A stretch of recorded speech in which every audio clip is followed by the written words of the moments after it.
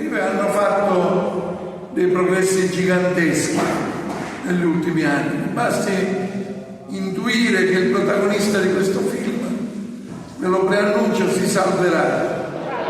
Si tratta di un'opportunità importantissima sia per i ragazzi, per gli studenti, che per noi docenti, un'occasione, un'opportunità di confronto sul tema importante delle malattie infettive, in particolare di quelle malattie infettive che risultano trasmesse attraverso la sessualità.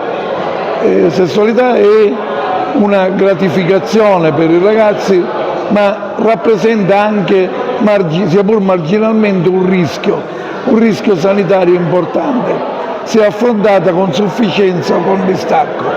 Compito nostro, compito dei docenti, è quello di dare delle giuste indicazioni rispetto a una sessualità controllata e attenta che non comporti rischi per la malattia.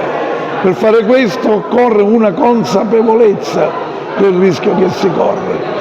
Ed il compito del docente occasionale, quale sono io in questo caso, è quello di orientare, di indirizzare verso una maggiore consapevolezza del rischio infettivologico.